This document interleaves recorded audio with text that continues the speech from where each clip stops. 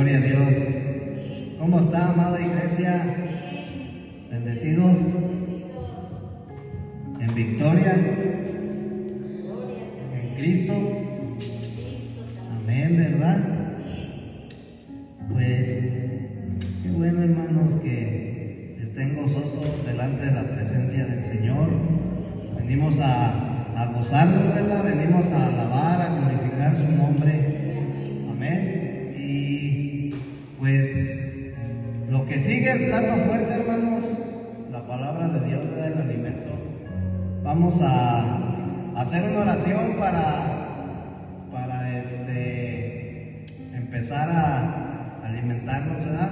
Amado Padre, te damos las gracias en esta hora por la vida, te damos las gracias por la salud, bendito Dios Todopoderoso, por permitirnos venir, Señor, en esta tarde, Señor, despojarnos de las actividades, Señor, y permitir, Señor, que nosotros dispongamos este tiempo, Señor, para venir a esta tu casa de oración, Señor, a alabar, a glorificar tu nombre, a que seas tú, Señor, quien te impartas por medio de tu palabra como vida, Señor, para que sigamos siendo edificados a fin de que tu plan y tu propósito eterno se cumpla, Señor, en el nombre de Jesucristo. Amén.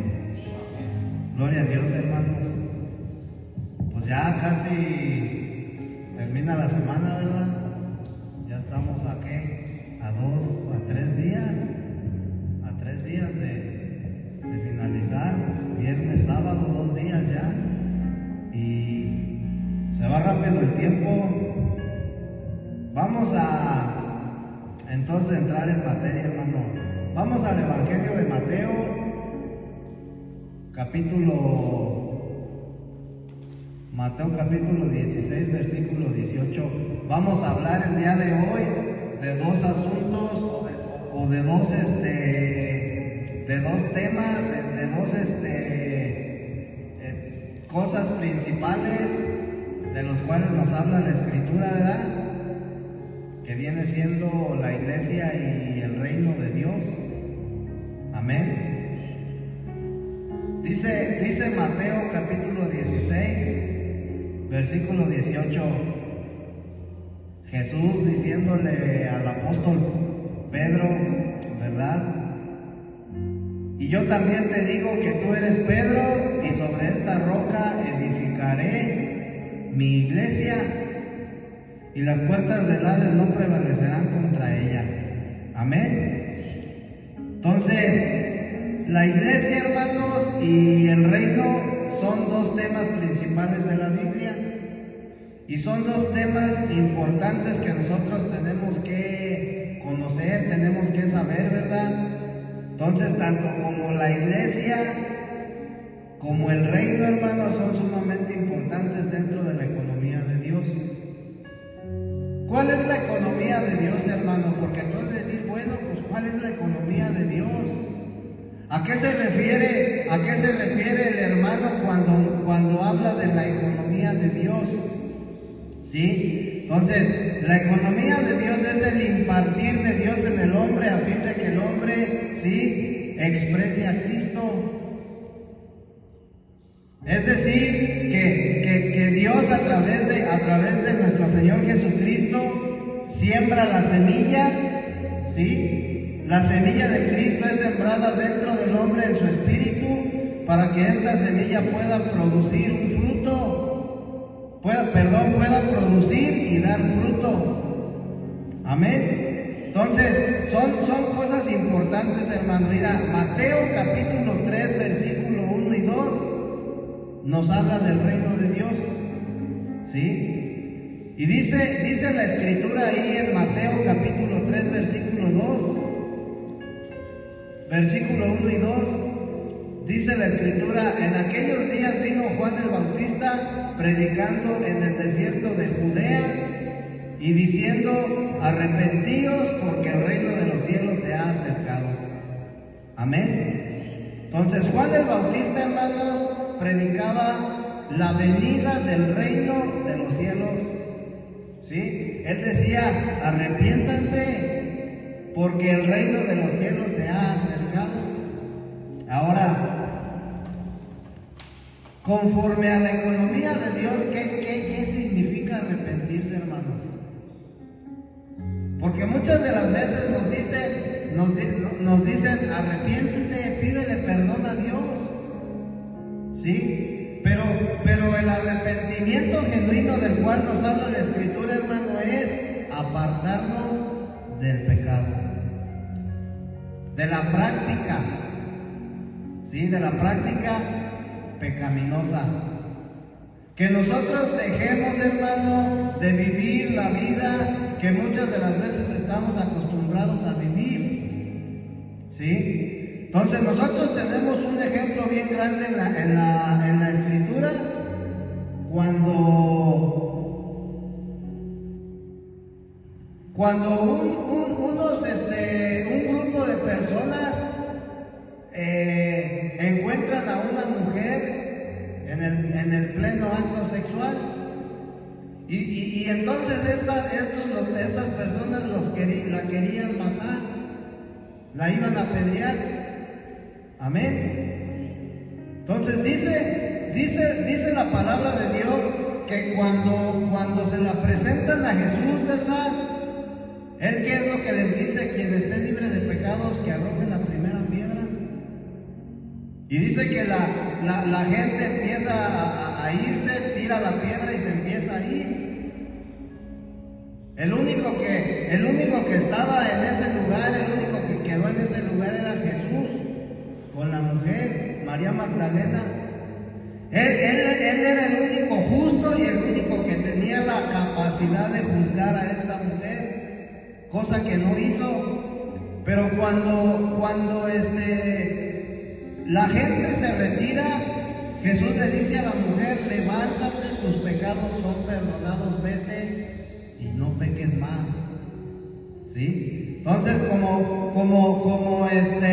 conforme a la economía de Dios, arrepentirse, hermano, significa tener un cambio de nuestro vivir. ¿Sí? No es decirle, Señor, yo me arrepiento, pero sigo teniendo el mismo comportamiento, sigo viviendo de la misma manera. Entonces, arrepentirse es tener un cambio de mi manera de vivir y empezar a vivir conforme al reino de Dios. Porque nosotros, hermanos, ya somos santos, nosotros ya fuimos introducidos al reino de Dios. Y tenemos que vivir conforme al reino de Dios. Entonces, tenemos que vivir, en otras palabras, conforme al Espíritu, ¿verdad? ¿Cómo se vive en el reino de Dios? ¿Cómo se vive una vida práctica de iglesia? ¿Cómo se vive en el mundo? ¿Tú te das cuenta que en el mundo se vive de una manera? En el reino de Dios se vive de otra manera. ¿Sí? Entonces dice Romanos capítulo 14, versículos 17 al 19. ¿Cómo se vive en el reino de Dios, amado?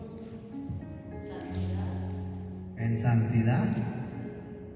Dice, porque el reino de Dios no es comida ni bebida, ni chismes, ni rencores, ni pleitos, ni celos, ni contiendas. Dice el apóstol Pablo, ¿verdad? Ni herejía, ni ¿qué más? Ni disensiones.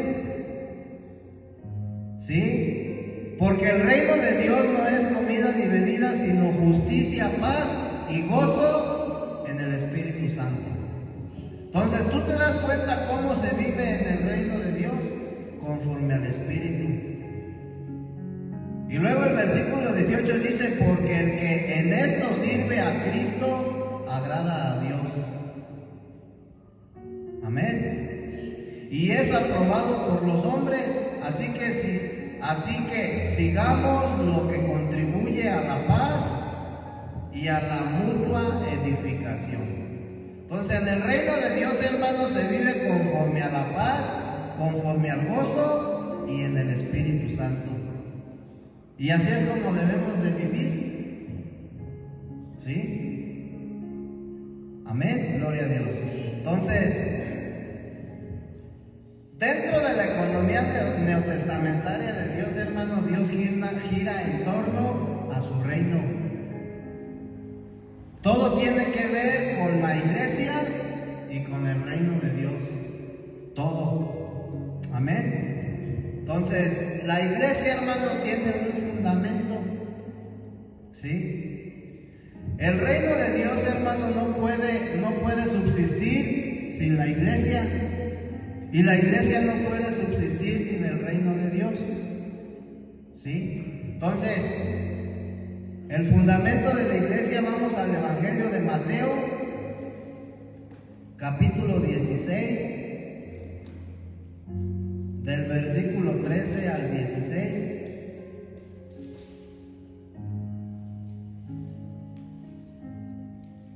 Ahorita vamos a ver una escritura, hermano, donde Jesús habla de la iglesia, pero enseguida, luego habla del reino de Dios. ¿Sí?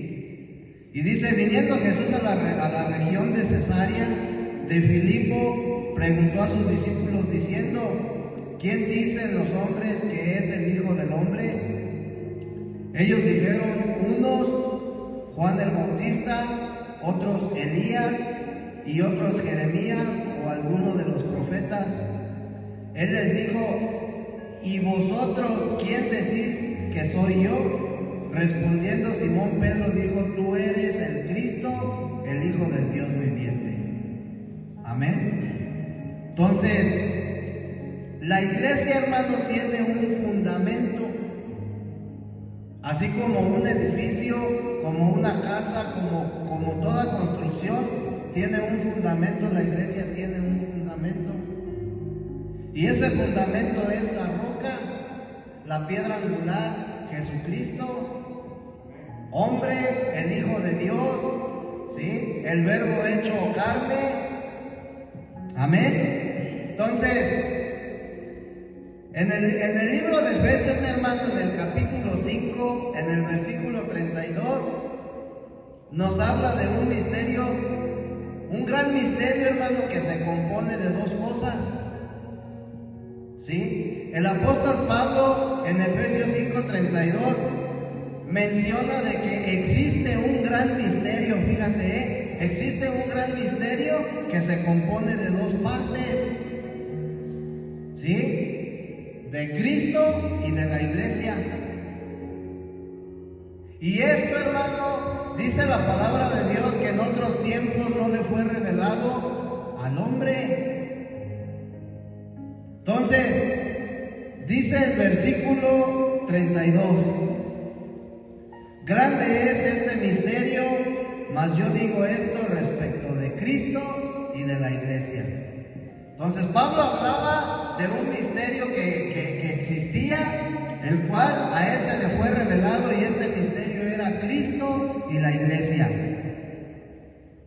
Entonces, cuando nosotros nos introducimos en la escritura, hermano, cuando tú lees las epístolas del apóstol Pablo, cuando tú lees el Nuevo Testamento, cuando tú te vas al Antiguo Testamento, hermano, tú te vas a dar cuenta que a Cristo más bien, mira, el Padre le revela la primera parte. El Padre revela la primera parte de este misterio en el Antiguo Testamento. ¿Sí? Pero Cristo nos revela la segunda parte. Si tú te das cuenta, el Padre en el Antiguo Testamento viene hablando de Cristo. El Antiguo Testamento, hermano, era una sombra, era un tipo y una figura de la realidad que es Cristo. Y el Padre venía revelando a Cristo desde el Antiguo Testamento. Pablo dice que existe un misterio, Cristo y la iglesia. Entonces el Padre revela la primera parte, pero la segunda parte la reveló el Hijo, porque Cristo fue quien nos reveló la iglesia. Amén. Entonces, por eso cuando el Señor, hermano, le dice a Pedro: yo también te digo que tú eres Pedro y sobre esta roca edificaré mi iglesia, ¿sí? Esto nos muestra que la iglesia tiene que ver con el poder de Cristo y tiene que ver con el venir a Cristo y tiene que ver con el que Cristo tiene que volver al Padre. Con el que el Padre y yo uno somos. Amén. Fíjate, hermano, la roca no solo se refiere a Cristo cuando Jesús le dice a Pedro, yo también te digo que tú eres Pedro y sobre esta roca edificaré mi iglesia. No solo se refiere a Cristo. O sea, Cristo no solamente se estaba refiriendo a Él, se estaba refiriendo a la revelación acerca de Él.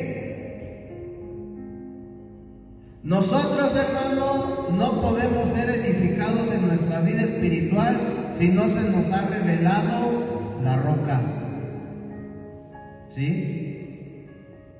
No podemos ser edificados en la roca si no conocemos la revelación de Cristo. Y una cosa es que nosotros escuchemos de Cristo, se nos predicó a Cristo, pero fíjate bien, hermano, si tú te das cuenta, la revelación acerca de Cristo, hermano, la cual recibió Pedro de parte del Padre, ¿sí? Se nos tiene que ser revelada a nosotros.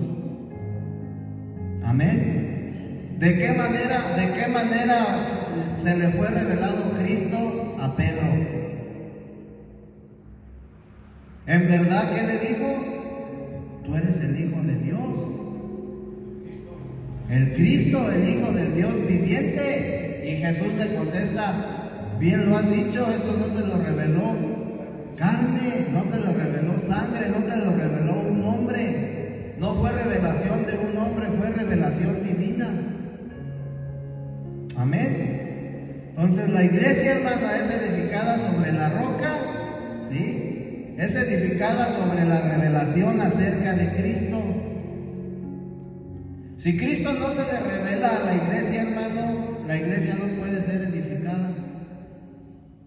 ¿Sí? Entonces, tú te das cuenta cuando la Escritura habla de que tenemos que tener cuidado sobre qué estamos edificando. Y menciona sobre heno, sobre hojarasca y sobre madera. O sobre oro, plata o piedras preciosas. Entonces, la iglesia tiene que ser edificada sobre la revelación acerca de Cristo, sobre el oro, sobre la plata, sobre las piedras preciosas. Amén. Entonces, ¿qué nos muestra esto, hermano? Nos muestra que la roca no solo es Cristo, ¿sí? También es la comprensión de Él. La roca es la comprensión de Cristo, la comprensión que nosotros tenemos de Cristo, el conocimiento que tenemos de Cristo, la experiencia que tenemos de Cristo y la ganancia que obtenemos de Cristo. ¿Cuánto hemos ganado de Cristo en el tiempo que nosotros tenemos conociendo del Señor? ¿Cuánto hemos ganado? Porque en eso consta, hermano, la vida cristiana, que tenemos que ganar de Cristo. Tú te das cuenta cuando el apóstol Pablo decía, ahora ya no vivo yo, mas vive Cristo en mí. ¿Tú te das cuenta cuánto había ganado Pablo de Cristo? Al grado de que él dice, ya no vivo yo. Ahora el que vive es Cristo. ¿Sí? Ahora a quien expreso es a Cristo. En otras palabras, Pablo estaba saturado de Cristo, Pablo estaba lleno del Espíritu Santo. Pablo había alcanzado la plena madurez en vida, Pablo había alcanzado un nivel, si tú lo quieres ver de esa manera, espiritual elevado en su vida espiritual. Entonces, ¿por qué es importante que nosotros edifiquemos sobre la roca? porque tenemos que ganar de Cristo. Vemos otro ejemplo en el libro de Job. ¿Tú te das cuenta todo lo que le sucedió a Job? ¿Sí? Y muchas de las veces nosotros nada más nos fijamos en lo que le aconteció. Pero ¿en dónde queda el motivo? ¿Cuál era la finalidad de todo lo que le aconteció a Dios, a este Job? Había un propósito: para ganar más de Cristo, para ganar más de Dios. ¿Sí? Para que él creciera en su vida espiritual, para que él creciera en vida. Y con todos esos acontecimientos, él maduró espiritualmente y ganó más de Dios. Amén. Entonces ahora tú te das cuenta del porqué de las pruebas que vienen a tu vida. Porque el propósito es ganar más de Cristo. Tenemos que ganar más de Cristo. Bástate de mi gracia, dice el Señor, que mi poder se perfecciona en tu debilidad. ¿Y cuál es nuestra debilidad, hermano? La prueba, la tribulación. Ahí es donde somos débiles. ¿Y qué te dice el Señor? Bástate de mi gracia. Otro ejemplo, cuando Dios saca al pueblo de Israel de la esclavitud de Faraón, de Egipto. ¿Cuál era la finalidad? ¿Solamente hacerlos libres? ¿A qué los llevó al desierto? Para que fueran probados, para que ganaran más de Dios. ¿Sí? Y como resultado de esta ganancia, entrar a la tierra prometida. Amén. Entonces, es muy importante entender el fundamento de la edificación de la iglesia. Tenemos que entender, hermano, ¿sí? El fundamento de la iglesia es una viva comprensión de Cristo. El que nosotros comprendamos a Cristo, el que nosotros lo disciernamos, ¿sí? Para no caer en prácticas religiosas, para no caer en las prácticas de las diferentes denominaciones que a final de cuentas son religiosas. Dios no quiere eso, hermano. ¿Sí? Entonces, si nosotros entendiéramos, hermano, lo que Dios ha hecho en nuestra vida, ¿sí? Si nosotros diéramos testimonio de Cristo, hermano, de lo que Él está haciendo en nuestro interior, de cómo Él se ha sembrado dentro de nosotros y cómo ha ido creciendo, y cómo a través de ese crecimiento nos ha ido transformando, ¿sí? Sería más, ¿cómo se dice? Más nutriente para la gente a la que tú le des este testimonio, que tú testifiques, hermano, de dónde te sacó el Señor. Porque si nos ponemos, hermano, a dar testimonio, a todos el Señor nos sacó de lo vil y despreciado. Y lo vil y despreciado no es lo que hacías,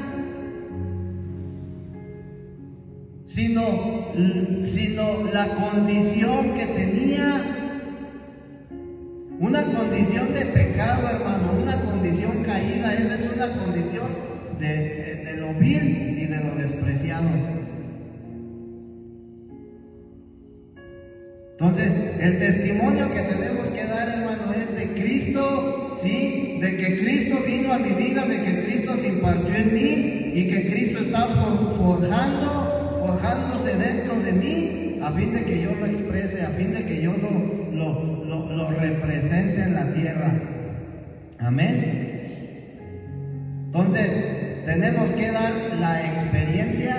Si nosotros conocemos a Cristo en nuestra experiencia, nosotros vamos a carecer del fundamento necesario si no conocemos a Cristo en nuestra experiencia.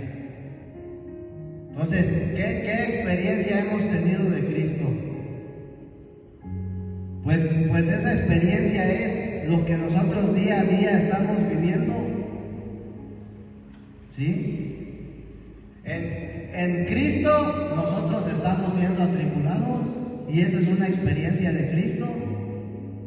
Y todos estos asuntitos, hermano, sirven para la edificación de la iglesia.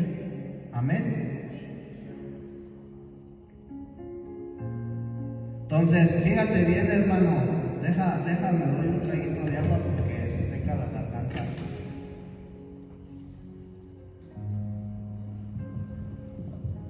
Es necesario, hermano, que nos resplandezca la luz del Evangelio. Es necesario. Amén. Cristo, hermano, ¿sí? Edifica su iglesia sobre el conocimiento. Cristo edifica su iglesia sobre la experiencia. O sea, fíjate, sobre el conocimiento o sobre la revelación que tú tienes de Él. Cristo edifica su iglesia sobre la experiencia y sobre el disfrute que tenemos de Él, sobre la ganancia que tenemos de Él. Amén. Entonces, para que esto sea posible, para que Cristo pudiera edificar la iglesia y para que Cristo pudiera edificar su reino, ¿sí? Tuvo que entregar 2 llaves primero. Y después esas llaves tuvieron que ser utilizadas. Sin estas llaves, hermano, estas llaves son sumamente importantes porque estas llaves, hermano, son las llaves que abrieron la puerta del reino de Dios. Para que la iglesia pudiera ser edificada y para que el reino de los cielos pudiera ser edificado. Entonces son llaves importantes, hermano. Y Mateo capítulo 16, versículo 19. Mateo 16, versículo 19.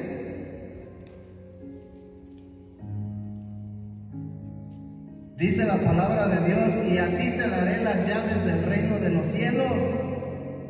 Y todo lo que atares en la tierra será atado en los cielos, y todo lo que desatares en la tierra será desatado en los cielos.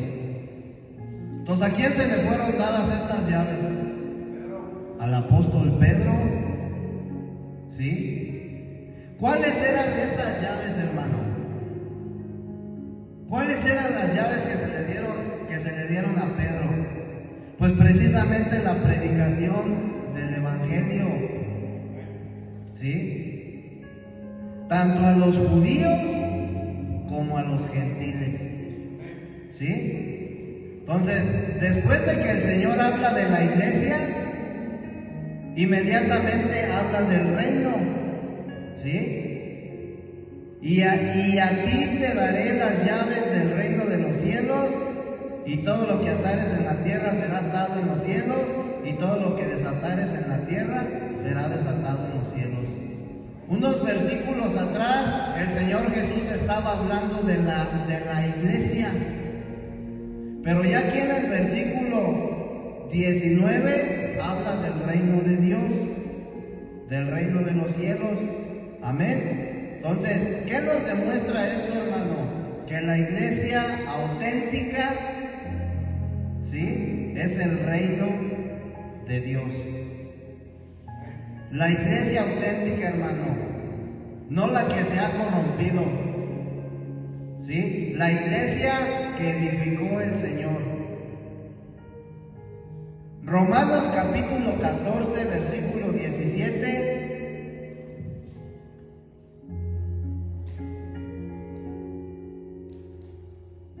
Romanos capítulo 14, versículo 17 confirma, hermano, que la iglesia auténtica es el reino de Dios.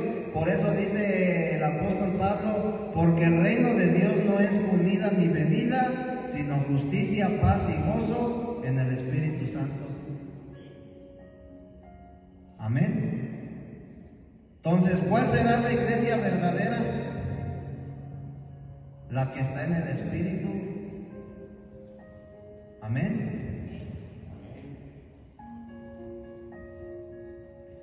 ¿Por qué el apóstol Pablo, hermano, dirá, porque el reino de Dios no es comida ni bebida? ¿Por qué dirá, porque el reino de Dios no es comida ni bebida?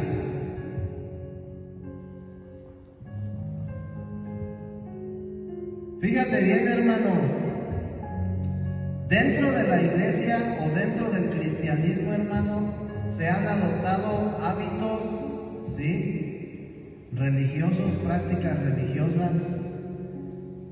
Y nosotros, hermano, creemos que porque venimos y nos congregamos, hermano, porque leemos por ahí de repente la Biblia una vez a la semana, a veces 15 días, una vez al mes, ¿sí?, estamos viviendo una vida de iglesia.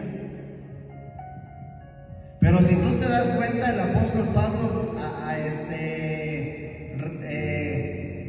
dice, porque el reino de Dios no es comida ni bebida, sino justicia, paz y gozo en el Espíritu Santo.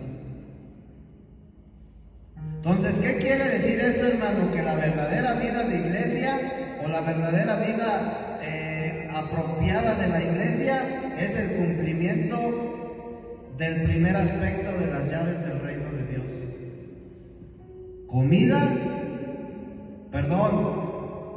Justicia, paz y gozo. La verdadera vida de iglesia, justicia, paz y gozo.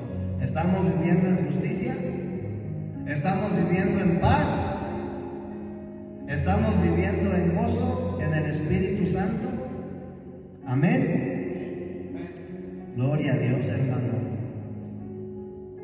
Fíjate, en el libro de los Hechos, en el capítulo 2, se cumple el primer aspecto de las llaves del reino.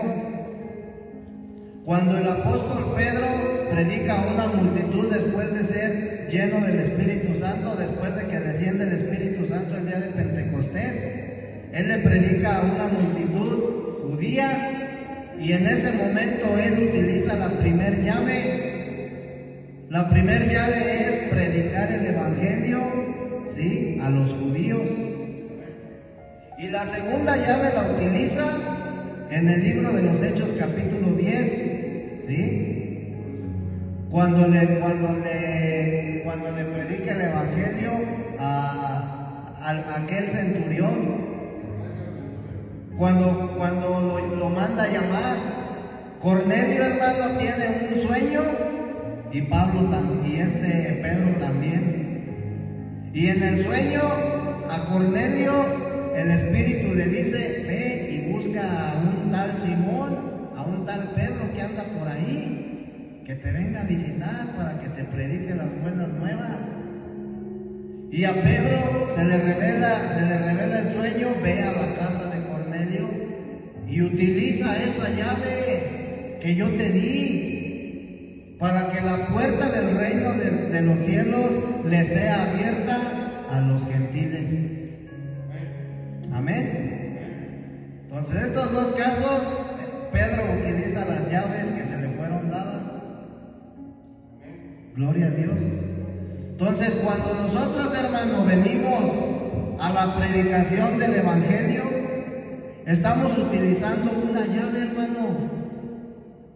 Cada vez que tú vienes y le predicas el Evangelio a una alma, tú le estás abriendo la puerta del reino de Dios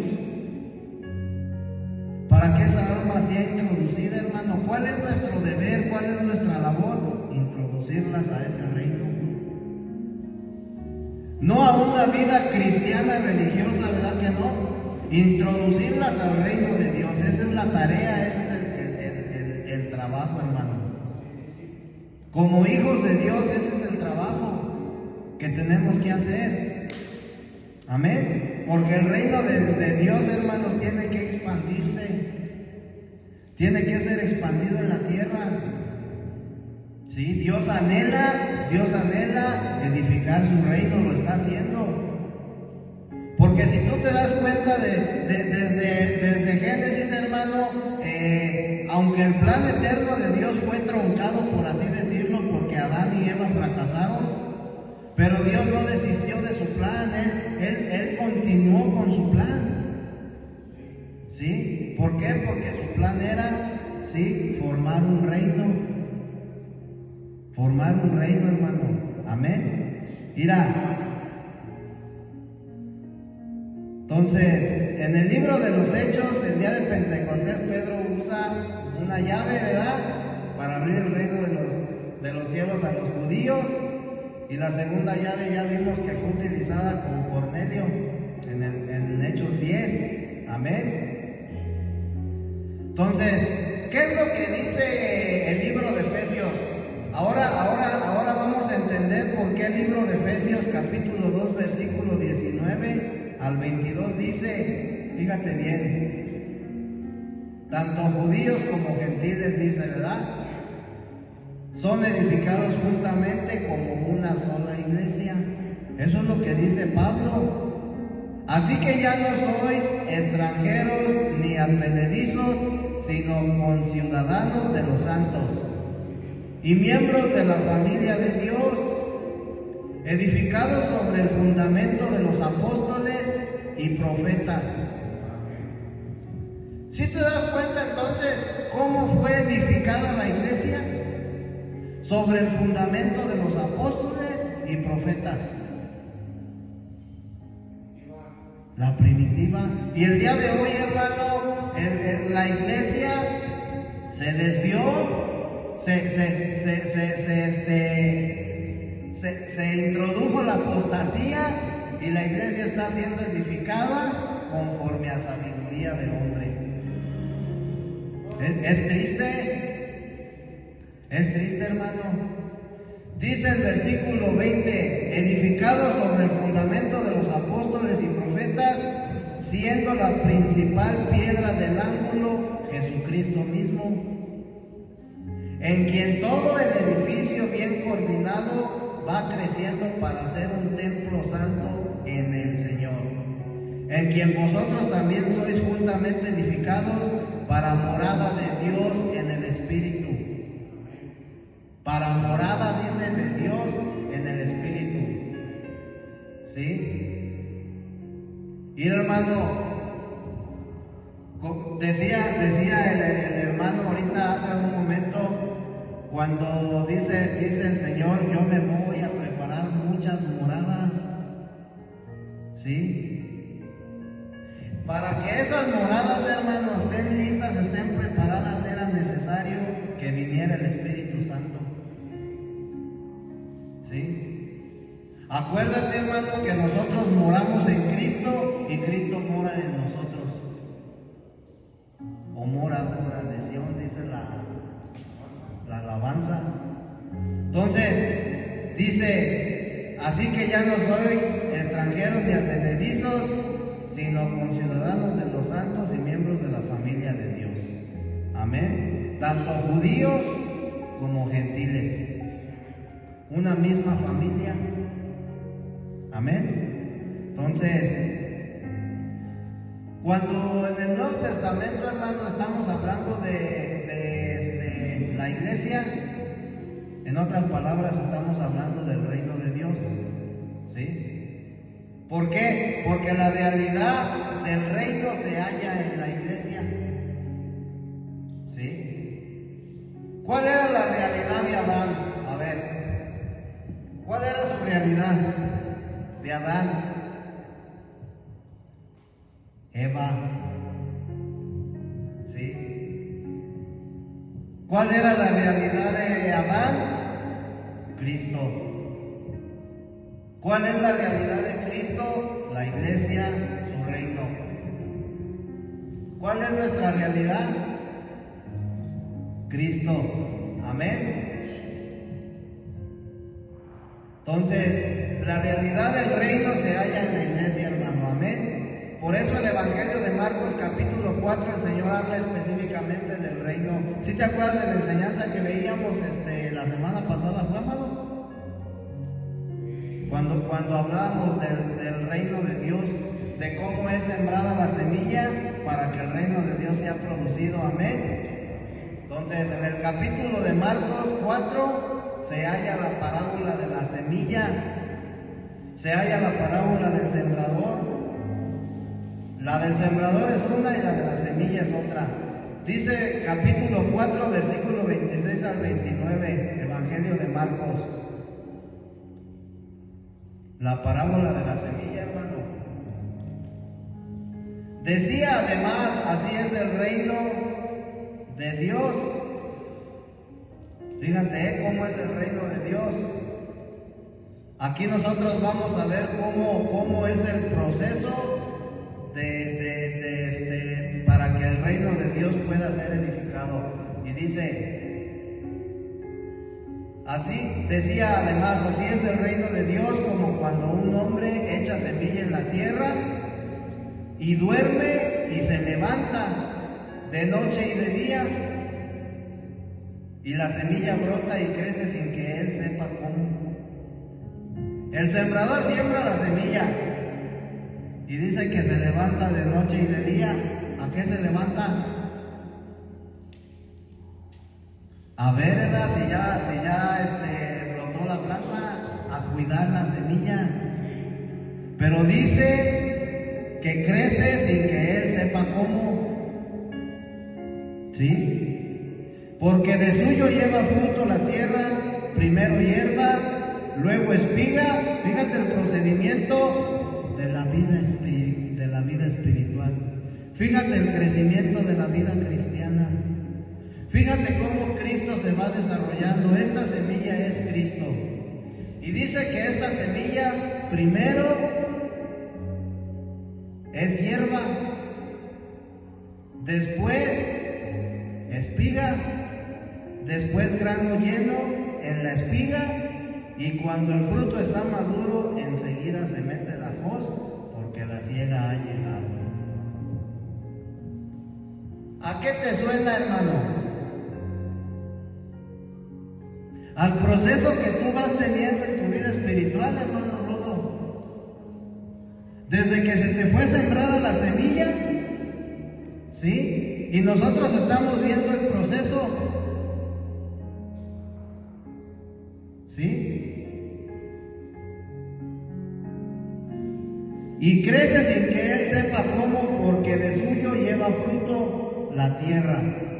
Primero hierba, luego espiga, después grano lleno en la espiga, y cuando el fruto está maduro, enseguida se mete la hoz, porque la siega ha llegado. Entonces, ¿tú te das cuenta, hermano? Cuando la Escritura dice que enseguida se mete la hoz porque la siega ha llegado, ¿a qué se refiere?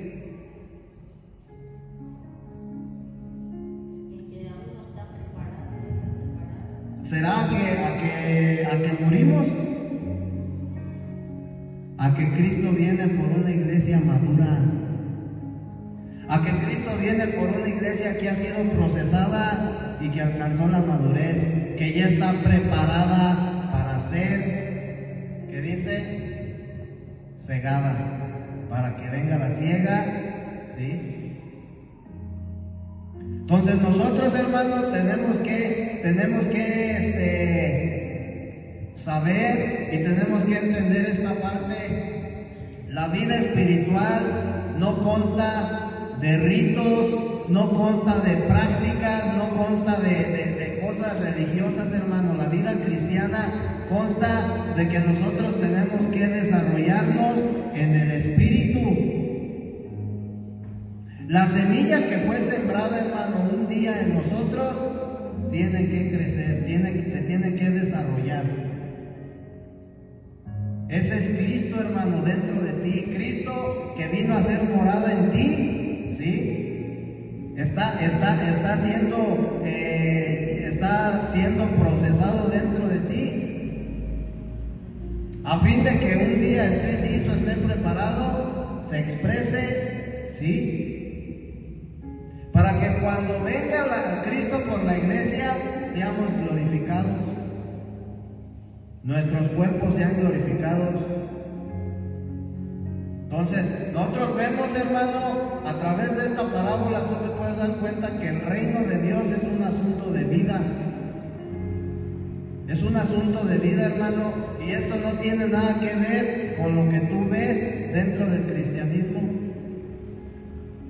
Prácticas paganas, prácticas mundanas, prácticas religiosas, herejías, apostasía a más no poder y un montón de cosas, hermano, que nosotros tenemos que salirnos de ahí.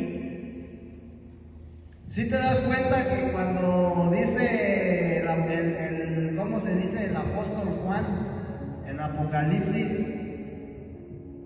capítulo 17 versículo 4 creo que es: salid de ahí, pueblo mío.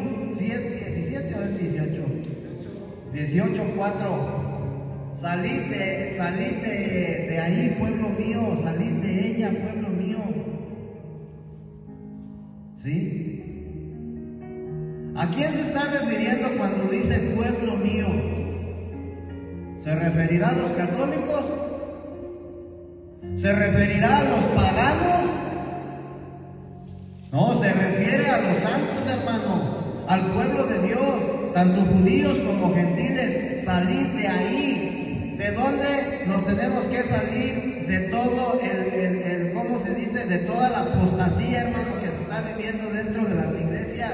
Nos tenemos que salir de lo que se ha introducido dentro del cristianismo, porque sigue siendo un sistema religioso. No se refiere a los católicos, hermanos, le está hablando a su pueblo. Salte de una esclavitud religiosa, salte de una denominación, salte de las prácticas que se realizan dentro de las denominaciones para que puedas vivir verdaderamente a Cristo y puedas expresarlo verdaderamente en tu diario vivir. Porque ese es el propósito de Dios. ¿Con qué propósito se sembró Cristo dentro de nosotros? Para que lo expresemos, para que lo representemos. Tú te das cuenta que lejos de ser cristianos, hermanos, somos representantes de Dios en la tierra. Somos quienes lo representamos, hermano. Amén. Entonces, la parábola de la semilla nos revela que el reino de Dios es un asunto de vida. ¿Sí? ¿Cuál es el proceso de esta vida? Porque una semilla genera vida,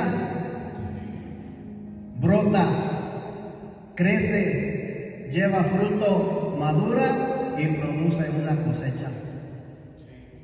¿En cuál etapa estamos? Brota, crece, lleva fruto, madura y produce una cosecha. Son 5 etapas, hermano, de la vida cristiana. ¿En cuál etapa nos encontramos? ¿Ya brotamos verdaderamente? ¿Estamos creciendo? ¿Estamos llevando fruto? ¿Estamos maduros?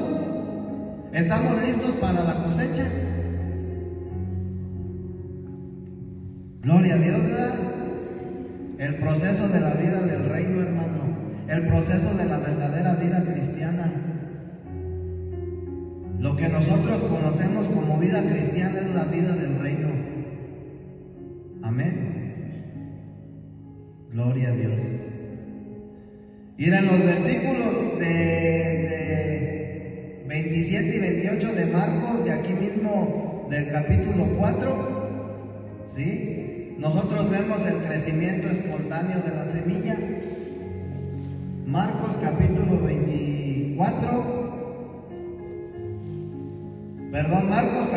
4, versículos 26 y 27. Marcos 4, 26 y 27.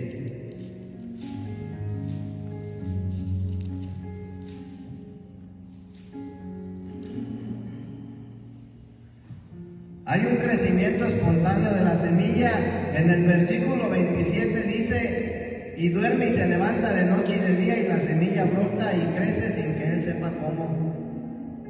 O sea, no se da cuenta, no, de repente de la noche a la mañana, pum, ya brotó. Entonces, hay un crecimiento espontáneo, ¿sí?, de esta semilla. Pero en el versículo 29, hermano, ¿sí?, ya se ve la cosecha. Y cuando el fruto está maduro, enseguida se mete la hoz. Entonces tú te das cuenta, hermano, que la vida cristiana consta de madurar, de cosechar, de dar fruto. Amén. Decía el apóstol Pablo que tenemos que dar frutos dignos de arrepentimiento. Esos frutos dignos de arrepentimiento, hermano, los dio María Magdalena, ¿verdad? Ella no dijo, Señor, me arrepiento. Ella fue obediente a la instrucción de Dios, a la instrucción del Señor Jesús. Vete y ya no peques más. Y dio frutos dignos de arrepentimiento. Amén. Entonces,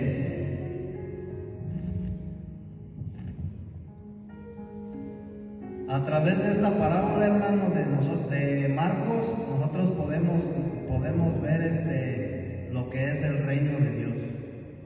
¿Sí? Ahora, la iglesia, ¿dónde se halla la iglesia? Mira, fíjate lo que dice Pablo ahí en 1 de Corintios, capítulo 3, versículo 9. Porque nosotros somos colaboradores de Dios. ¿Qué es un colaborador? Un trabajador, ¿verdad? Alguien que trabaja, alguien que colabora para Dios. Y dice Pablo, porque nosotros somos colaboradores de Dios y vosotros sois labranza de Dios, edificio de Dios. ¿Qué somos entonces? Labranza. Colaboradores de Dios. Labranza. ¿Qué es una labranza? Una labranza es una tierra que ya ha sido cultivada. ¿Sí? Esa es una labranza. Dice que nosotros como iglesia somos la labranza de Dios. ¿Sí dice así o no? Edificio de Dios. Labranza de Dios y edificio de Dios. Amén. Entonces la labranza de Dios, en otras palabras, es su campo. Es una tierra donde Él cultiva la semilla de Cristo. Vimos la parábola del sembrador, ¿verdad? Que se cultivó una semilla. Te voy a poner un ejemplo. En la vida de iglesia, hermano, lo que Dios ha estado haciendo a través de la predicación del Evangelio, a través de la predicación de la palabra de Dios, cuando a nosotros se nos predicó el Evangelio, hermano, se sembró una semilla. ¿Sí? Y precisamente, hermano, sucedió en nuestra vida lo que habla esta parábola de la semilla. ¿Sí? Versículo ¿qué? 27. Y duerme y se levanta de noche y de día, y la semilla brota y crece sin que él sepa cómo. De buenas a primeras, hermanos, nosotros empezamos a vivir una vida diferente. ¿Sí? ¿Por qué? Porque la semilla que fue sembrada dentro de nosotros dio una planta. Esa planta, hermano, es la vida de Cristo, o Cristo como vida, ¿sí?, dentro de nosotros. Entonces, cuando dice el apóstol Pablo que nosotros somos labranza de Dios, ¿sí?, en otras palabras, hermanos, somos su tierra, somos su campo donde Él viene y se siembra. como vida. Amén. Entonces, las plantas, hermano, nos representan a nosotros los santos. Somos una planta. Mira, si nosotros no hubiéramos sido regenerados y nosotros siguiéramos siendo personas mundanas, seríamos nada más un patio, por así decirlo, o una tierra, ¿sí? Sin nada más así. Pero como nosotros ya fuimos regenerados, nos convertimos en la labranza de Dios, ¿sí? Y dentro de esa labranza, hermano, han crecido muchas plantas, muchos santos, ¿sí? Dentro de la labranza de Dios solamente pueden crecer santos, hijos de Dios. Amén. Entonces, somos su campo, somos su huerto. En otras palabras, a ver, hermano, ¿qué era el Edén? ¿Sí sabías que el Edén era un campo, un jardín donde se cultivaba fruta, árboles? Entonces, era por así decirlo, hermano, un campo de tierra donde Dios hizo crecer vida. Entonces, en otras palabras, nosotros somos la labranza de Dios, somos su campo, ¿sí? Porque Él viene y se siembra, somos su huerto, somos su Edén. ¿Te das cuenta? Amén. Entonces, el claro ejemplo, hermano, de que el reino y la iglesia son uno solo. La vida de iglesia, hermano, en otras palabras, entonces, la vida práctica de iglesia es vivir dentro del reino de Dios. Y dentro del reino de Dios, hermano, viven reyes y sacerdotes. Viven santos. Entonces es una manera, hermano, es un aspecto de no ver, hermano, ¿sí?, nuestra vida cristiana como algo religioso. Tú te das cuenta, hermano, que dentro de ti se está desarrollando Cristo, como se desarrolla un niño dentro del vientre de su madre. ¿Sí? Cuando un niño, yo me imagino, ¿verdad?, que cuando un niño está dentro del vientre de su madre y se va desarrollando, yo quiero pensar, ¿verdad?, que ha de llegar un momento en que el niño anhela, desea salir, ¿no?, al exterior. ¿Sí será así, hermana? ¿Sí? Entonces, date cuenta, hermano, lo que Dios anhela: salir, vivir. Cristo anhela vivir, Él vivir. Ya no quiere que Alberto viva, ya no quiere que la hermana Monse viva y que cada uno de los hermanos viva. Él quiere vivir. Esas eran unas palabras grandísimas que tienen mucho peso, que el apóstol Pablo decía: ya no vivo yo. Él había muerto, hermano, a su yo. Había sepultado todo. Su doctrina que traía, la ley, hermano. Renunciar a todo.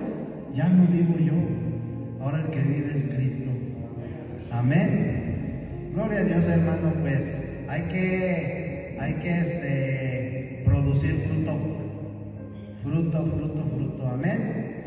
Gloria a Dios, hermano. Pues vamos a ponernos de pie para finalizar, ¿verdad?, esta palabra que se compartió en este día. Y yo le pido al hermano Rodo que nos apoye con la oración para despedirnos. Gloria a Dios.